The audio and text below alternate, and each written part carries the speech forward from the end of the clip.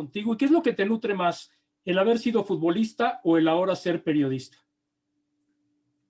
Eh, tendría que decir que nunca se me olvida que yo no haría en este momento lo que hago y no disfrutaría con todo lo que disfruto esta chamba, esta actividad como periodista deportivo si no hubiera jugado.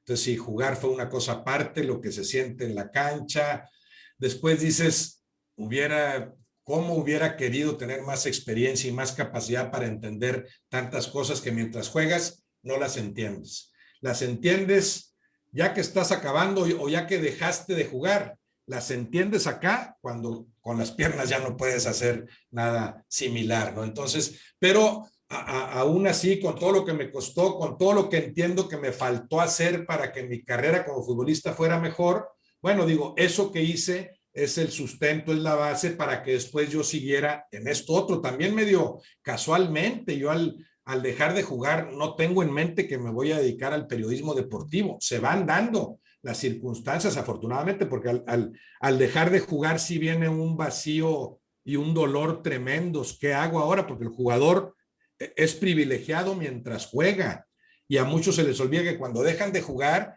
los mismos que lo aplaudían le van a chiflar y que ya no es lo máximo, ¿no? Porque en ese sentido es muy egoísta el fútbol. El fútbol respeta, adora a extremos increíbles, incomprensibles, al que me está dando todavía algo. Claro, el que ya dejó algo, claro, puede aspirar a, por ejemplo, a una iglesia maradoniana, ya lo sé, el que hizo tantas cosas, pero el futbolista común y corriente deja de jugar y ahí se da cuenta que él se sentía muy simpático, pero no. Los demás le decían que era más simpático porque jugaba. Al dejar de jugar resulta que ya no es tan simpático. Entonces sí viene o puede venir una desubicación. ¿Qué hago ahora que dejé de jugar? En mi caso, se dio casualmente lo del periodismo y eso lo agradezco. Esas casualidades o esas decisiones que vas tomando en la vida y que te llevan a determinado camino, las agradezco, porque entonces sí encuentro esta otra actividad que me encanta, que la hago con mucho gusto, que sigo disfrutando, pero sí, nunca creo al nivel que puedes llegar a sentir y a disfrutar el fútbol cuando estás en la cancha. Y es que el jugador de fútbol, a diferencia de otros deportes, vive en una burbuja, esa es una realidad. Vive en su mundo, vive en su burbuja, todo gira alrededor de él, porque a mí me ha tocado varios casos que cuando eran futbolistas eran insoportables y ahora somos grandes amigos, la verdad. Claro, claro, porque se van ubicando y dicen, no, la fuerza que tenía era como jugador, así es, vive en una burbuja, son pocos los que entienden cabalmente lo que tienen. Y eso, bueno, claro que sucede en otros ámbitos de la vida. Te das cuenta de lo que tienes o qué tanto valía hasta que lo pierdes. Pocos futbolistas entienden que cuando dejen de jugar, cuando dejen de brillar, el asunto va a ser muy distinto. Nadie prepara a un futbolista para su retiro. Nadie del entorno. Habrá futbolistas que estén más conscientes y me tengo que seguir preparando. Ya nada más me queda un año. Quiero estudiar para director técnico, quiero hacer tal cosa. Depende cómo te haya ido en términos económicos. Claro que tu margen de maniobra se amplía o se reduce, pero a la mayoría siento que le llega intempestivamente el retiro. O sea, como que no contaban con eso. Ya nadie te quiso contratar. Ya no vas a jugar, ya no vas a cobrar. ¿A qué te vas a dedicar ahora? Para seguir, para que siga entrando lana o para lo que tú quieras, para que sigas sintiéndote productivo. Muy pocos se lo cuestionan y creo que eso debería de ir más allá del propio jugador, de su propia educación, del entorno, que por supuesto es fundamental. A niveles institucionales sí debería haber más clubes y creo que los hay poco a poco, no sé cuáles mejores que otros, pero que se preocupen por el jugador cuando ya no va a estar aquí. Porque sí, en ese sentido se aplica el egoísmo que yo te decía. Yo a ti, ¿cómo le hago para que estés bien? Para que estés bien, porque me sigues produciendo, me sigues regresando lo que te doy con los goles que metes y los títulos que ganas. No, más allá de eso, quiero ayudarte a ti para cuando dejes de jugar, aunque ya no me vayas a servir, no te voy a utilizar ni de técnico ni de dirigente, pero sí me interesa tu bienestar futuro, porque se supone que esta carrera de 15 años que ya disfrutaste, bueno, después vendrá, si se dan las cosas naturales, otros 30 años haciendo otra cosa. Sí, claro, porque la vida del futbolista termina a una edad temprana y queda, por supuesto, una vida por delante. Y hablabas de que el fútbol es egoísta y estoy totalmente de acuerdo contigo, aparte de corta y poca memoria. Hoy lo estamos viviendo con lo de Tuca. Tuca merecía una mejor salida que como se dio todo en el entorno. Esa es la realidad. Sí, sí, ahí hubo, creo que errores de ambas partes de comunicación. Bueno, tú sabes lo que pueden producir los errores de comunicación, ¿verdad? A mí me sigue llamando la atención eso. A veces hasta dicen, hasta en cuestiones médicas, algún paciente se muere porque la enfermera no entendió lo que el doctor le había dicho que tenía que hacer. A ese nivel llegan los problemas de comunicación en el mundo. Y en el fútbol, por supuesto que los hay, con tantos intereses que los contaminan. Yo sí creo que Ferretti se equivocó con esa declaración de que tal personaje de la directiva me prometió y olvídense. O sea, siento que llegó un momento en que él quiso forzar las cosas para la renovación, cuando había ya alguna idea entre dirigentes de hasta aquí llegamos porque ya se desgastó la relación. Y después también hay un error en la respuesta de esos dirigentes y a tal grado que se produce un rompimiento no en los términos que todos hubiéramos deseado. O sea, una trayectoria como esa, Ferretti, bueno, ahí es de gustos. Para mí Ferretti es el mejor director técnico en la historia de nuestro fútbol, pero cada quien, y lo pueden criticar y que sus posturas, es un caso inusitado en México, en todo el mundo. Esta tercera etapa con Tigres a punto de cumplir 11 años, ahí va a quedar en 11 años, tercera etapa, casi 30 años de no dejar de dirigir en un solo torneo. 5 títulos con Tigres, pero también uno con Chivas y otro con Pumas, que no eran los mismos planteles que lo que ahora tiene con Tigres. ¿Cómo le ha hecho Ferretti para no dejar de dirigir en 30 años? A mí me resulta imposible entenderlo. ¿Qué asesoría tiene?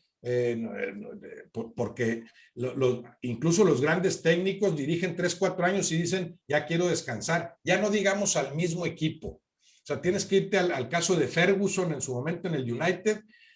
Yo pregunto en México, ¿quién ha dirigido no 11 años, 6 años seguidos a un equipo? Y también tendrías que remontarte, no sé si a la época de la Tota Carvajal, cuánto llegó a su continuidad en Morelia, o alguna etapa, no sé si de Treyes en Cruz Azul, de algún, no sé, pero es dificilísimo, es un caso inusitado el de Ferretti, que sí creo que faltó quizá claridad o comunicación, una comunicación más inteligente, para que el término de ese ciclo brillante no se diera en las condiciones en que se está dando. Nosotros estamos muy metidos en el fútbol mexicano, pero nos gusta también el fútbol mundial. ¿Realmente nuestro fútbol es competitivo? El fútbol mexicano es cada vez mejor, eso no me cabe duda. O sea, se juega mejor en México ahora que hace 50, 40, 30 y 10 años. Evoluciona el fútbol mexicano. Yo sí siento que a nivel de dirigentes ha habido permanentemente una especie de freno, o sea, evolucionas, pero tantito. ¿Por qué? Por decisiones que toman, que a veces, bueno, tratas de entender, el criterio económico siempre está atravesado. ¿Cómo le hago para que esto me dé lana rápido, ya en el corto plazo? Muchas veces vulneran el beneficio deportivo. Faltan, creo, dirigentes más inteligentes, más visionarios que digan, no, ahorita lo que hay que hacer es sacrificar en ese renglón económico, porque a la larga, si yo protejo a mayores niveles el producto que ofrezco, que es el fútbol que se juega, puede ser un negociazo. Y eso lo ves a nivel de clubes, ¿no? El que forma más jugadores, bueno, le está invirtiendo a lo mejor en ese trabajo de fuerzas básicas, no se va a la fácil de que me ofrecieron un jugador barato, lo traigo y a lo mejor al año siguiente su contrato se cotiza y en ese rubro gano algo de lana. No, mejor siembro y a futuro, si yo formo a mis propios futbolistas, por supuesto que el fútbol puede ser un negociazo, si le doy continuidad a los proyectos, si entiendo a quién encargárselos, como en el caso de Ferretti, para volver a él, lo entendieron muy bien los Tigres. Aquí está Ferretti y ahora sí tú puedes hacer y deshacer a tu antojo, con todas las desventajas que después puede provocar eso, ¿no? Pero confío en tu proyecto, aquí está, y tú no vas a salir aunque pierdas 3 partidos, ¿no? En su momento eso se dio y ahí están los grandes beneficios. Bueno, y hay muchas medidas, esto de abolir descenso y ascenso, evidentemente atenta contra lo deportivo, porque es una competencia elemental, decir, el mejor sube, el peor baja, tiene que haber esos premios y castigos, esos alicientes para que la competencia obligue a los jugadores a desarrollarse a plenitud. A pesar de algunas de esas medidas, sí creo el fútbol mexicano se juega cada vez mejor. La Liga MX es cada vez mejor. Claro, cada vez tenemos también más acceso a otras ligas. Entonces sí me parece a veces injusto. No, pero no es como la Premier League, ni como la Bundesliga, ni la de España, ni la de Italia. Bueno, pero nunca lo ha sido. Ahora son ligas más visibles y a veces sí se me hace como que injusta la comparación. Sí, sí, claro, claro que es mejor el Bayern Múnich que el América. Sí, eso es evidente. Pero la Liga MX sí creo que en el escaparate mundial está cada vez mejor colocada, como lo está también la selección mexicana. Nunca me he creído que esté entre las 8 mejores del mundo, nunca lo ha estado para mí, pero sí ha progresado, sí es una selección que está siempre, como alguna vez manifestó Javier Aguirre, ahí entre el 10 y el 15, entre el 10 y el 15, lo cual no es para nada desdeñable. Estás hablando de 200 selecciones que juegan al fútbol en el mundo. Bueno, estar entre las 20 primeras, por supuesto que tiene un mérito, tiene un valor, pero sí creo que con mejores decisiones, con dirigentes más visionarios, ese progreso del fútbol mexicano podría adquirir otra dimensión. Y aquí tocas algo bien importante, la selección mexicana pudiera estar todavía mejor si se le diera continuidad a los proyectos, porque llega un nuevo técnico y archiva lo que dejó el técnico anterior. Un ciclo se rompe cuando Lapuente se pelea con Lebrija. Otro ciclo se rompe porque la Volpe no le cae bien por el humor que tenía. Javier Aguirre porque decidió, dice, no, yo mejor me voy a los Osasuna, ¿para qué sigo acá? Entonces, yo creo que ahí es donde está la falla de la selección mexicana. A mí, por ejemplo, si ahorita ya se le están jugando con Tata Martino, déjenlo 2 ciclos, 8 años, para que deje algo establecido. Sí, pero es inevitable que estés en función de resultados. De resultados en cuanto a los números visibles, pero también qué fútbol veo que tu equipo está jugando, estás aprovechando el material con el que cuentas o no. Yo siempre hablo, claro, que es necesaria la continuidad siempre y cuando no la confundas con el continuismo. Este sigue nada más porque sí, no, es que si le sigue va caminito al precipicio. Tienes que darle continuidad a un proyecto al que le ves posibilidades de dibujar una tendencia ascendente, que puede ser el caso de Martino, por supuesto. Ahí también creo que entran en juego otros factores. Es muy desgastante la función del técnico nacional. Martino hasta ahora la ha manejado muy bien, la ha sobrellevado, porque los 2 años que tiene, pues uno nos la hemos pasado en esta pandemia que modificó tanto las cosas en el fútbol, ¿no? Para recordar ciclos mundialistas completos, está el ejemplo de la Volpe, 4 años, pero hay que recordar también cómo llegó al final de ese proceso, desgastado. La selección mexicana de aquella Copa del Mundo ya no fue la misma de las Confederaciones de un año antes. Ya había discrepancias, ¿por qué llevas a Cuauhtémoc o por qué no? Ya la relación no era tan clara, ya el equipo no rendía lo mismo, porque implica también, tienes que hacer comerciales, tienes que decir esto, tienes que hacer lo otro, los compromisos a los que responde el técnico. Herrera, que tuvo una gran gestión, recibe al equipo en condiciones de emergencia, tiene una gran Copa del Mundo, pero después empiezas a ver otra vez cierto deterioro. Lo de Martinoli, lamentable el caso de Herrera, pero no fue un asunto aislado. Ya veías a un Herrera al que quizá le estaba costando ya mantener la calma en esa posición, que yo digo, increíblemente es una posición, la de técnico de la selección mexicana, normalmente en nuestro país, normalmente, no siempre, más vulnerable que la del presidente de la República. Es más cuestionado muchas veces, era más cuestionado Miguel Herrera que Peña Nieto en ese momento, no sé con quién, sí, con Peña Nieto coincidía. Dices cuando son cosas distintas, le pasó a Osorio también.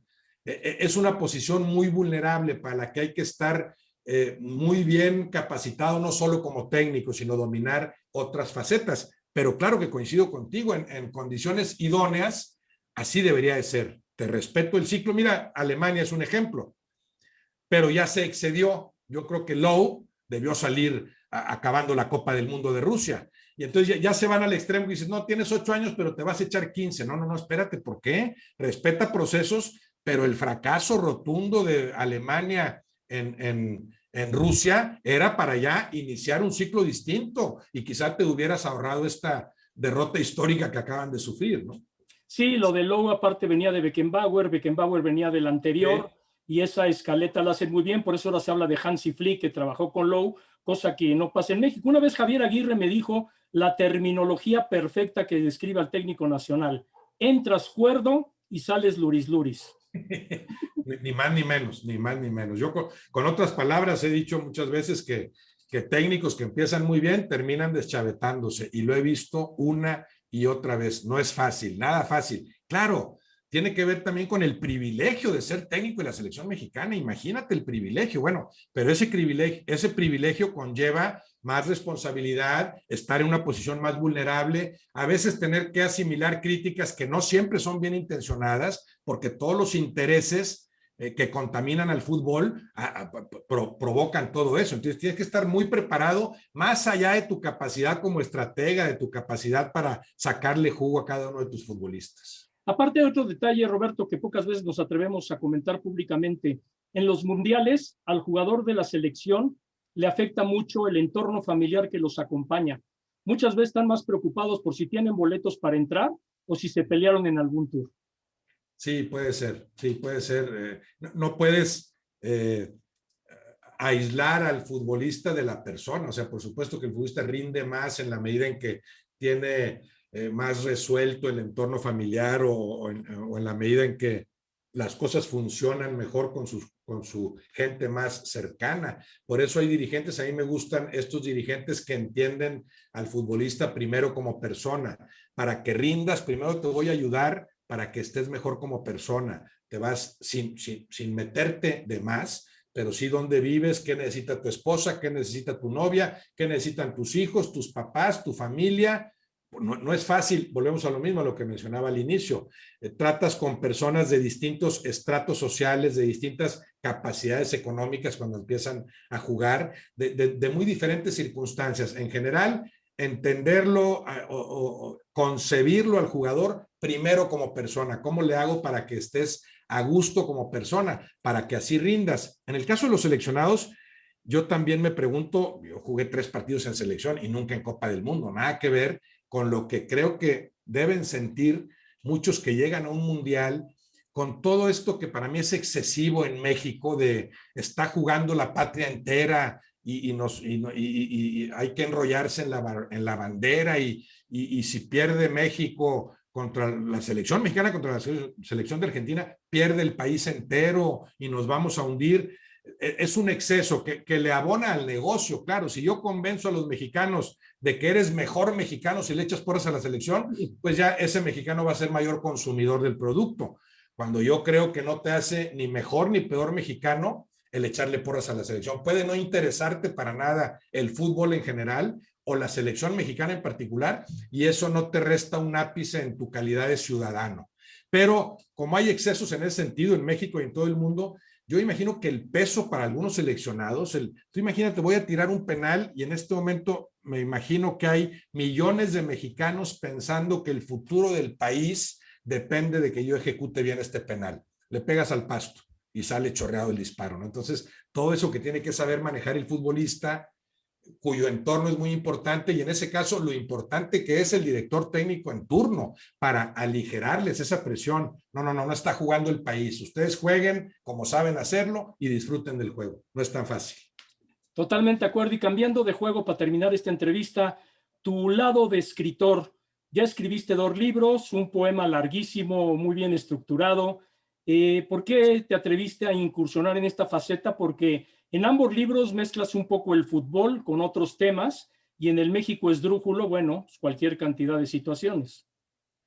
Sí, me gusta mucho escribir desde que empecé en enero de 89, te digo, más de 32 años escribiendo la columna. Sí siento que he ido mejorando porque como todo, bueno, es la práctica. Entre más lees, mejor escribes, y entre más escribes también puedes ir mejorando. A mí siempre me gustó mucho leer. Para mí la lectura es una necesidad. Lo fue de jugador, una especie de refugio, de válvula de escape. Yo leía mucho en las concentraciones para librarla y después se convierte en una necesidad porque quieres aprender, quieres disfrutar con una buena novela, quieres llorar y reír con una novela como no lo harás quizá con una buena serie de televisión, que también las hay, o una buena película. Y como me gustaba escribir, siempre sentí que había una especie de materia pendiente en mi caso para decir algo sobre el fútbol, algo más allá de las columnas cotidianas. Pero yo no quería que mi libro fuera nada más sobre fútbol, porque siento que se han escrito muchas cosas sobre fútbol, algunas por supuesto muy, muy valiosas, ¿no? Hasta que se me ocurrió que yo podía combinar, a ver qué tanto quiero decir del fútbol, pero pero como pretexto para hablar también de otra cosa, ¿no? Y acudí ahí a un personaje, un bisabuelo que en su momento fue muy reconocido como poeta en Monterrey, te estoy hablando de hace más de 100 años, una figura familiar de la que me platicaban mucho, sobre todo mi papá, gran versificador. A mí, además de gustarme leer, en algún momento empezó a gustarme mucho la versificación, o sea, leer cosas de Borges así bien acomodadas, que domines la rima y la métrica y además me digas tanto con tan pocas palabras, a mí me sigue embelezando, ¿no? Es el gran poeta, Borges o Salvador Díaz Mirón o grandes poetas que me ha tocado leer. Y Celedonio, ese bisabuelo, me gustaban cosas que yo sabía que había escrito. Se me ocurrió el pretexto de si yo hubiera conocido a mi bisabuelo, al que no conocí, ¿qué le hubiera yo platicado del fútbol?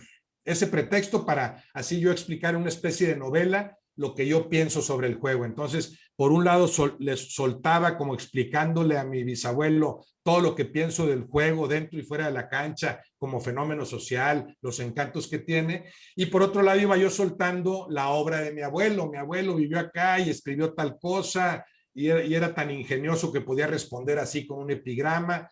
Y bueno, después de madurar la idea, ya sentí que había escrito lo que yo podía escribir, lo que yo podía decir. O sea, siento que aquí dije lo que yo esencialmente quería decir sobre el fútbol, respetando además y rindiéndole una especie de homenaje a mi bisabuelo. Así surgió El Ilustre Pigmeo, que es mi primer libro. Y como que ese ejercicio de escribir me gustó tanto que dije, que pensé, ahora quiero escribir algo que sea fundamentalmente novela, que ahora sí califique como novela en el sentido de imaginar, inventar cosas, entrarle a la ficción, partiendo de cosas que sí me pasaron como jugador, a hablar del ambiente del fútbol, pero contar una especie de novela, entrándole a ese género que siempre es muy atractivo de la novela criminal, la novela de detective, hay un asesinato, otro, en un ambiente de juego, en un ambiente de fútbol. Y así surgió muy cerca del Ilustre Pigmeo. De hecho, me esperé para que no se publicaran tan cerca ambas obras. Así surgieron Los Crimencitos Impunes. Ese es mi segundo libro, que esa sí es una novela tal cual, sin la pretensión de decir tantas cosas sobre el fútbol, sino más bien hablar o tocar una parte de cómo pueden vivirla o cómo pueden convivir 6 compañeros de fútbol en ese entonces, tomando cosas para algunos personajes de gente que realmente fue mi compañera en la cancha, pero mezclándolo, ¿verdad? No hay un personaje tal cual que yo haya conocido así. Y también un poco después, no sé si un año después, surge la idea de, bueno, ya escribí eso, pero ahora quisiera escribir algo que no tenga nada que ver con fútbol. Y como me gusta la versificación, dije, a ver, ¿qué pasaría si yo quiero contar lo que pienso de México, del país y de su historia, según lo que me enseñaron, desde que México surgió, desde la época de los aztecas, la conquista hasta que ya surge como tal el país después de esta fusión, mezcla de razas, hasta la actualidad? Y me fui entreteniendo con la versificación, cuartetas para iniciar un tema, luego tercetos, bueno, ese es el libro que más satisfecho me dejó. México esdrújulo, premeditadamente volteadas la J y la X, o sea, México con J, esdrújulo con X, para desde ahí dar la idea de este México contradictorio, ¿no? Pero maravilloso, de este México con tal potencial y tales rezagos, con gente boyante, gente que vive en la opulencia y gente que no tiene para comer. Tocar un poco esto, ¿no? Este México que le das el fútbol y ya con eso lo adormeces, las virtudes y defectos, los contrastes de un país maravilloso, ¿no? Y por eso lo de México esdrújulo. Y sí, ahí también me entretuve y así salió ese largo poema, ¿verdad? Vamos a decir que es un poema largo que se llama México esdrújulo. No, pues qué deliciosa charla, la verdad te agradezco que me la hayas aceptado, yo la disfruté mucho como la va a disfrutar la gente que la vea y te agradezco mucho que me hayas dado la oportunidad de platicar contigo, te mando un fuerte abrazo. No, encantado, Fernando, igualmente te mando un abrazo, muchas gracias.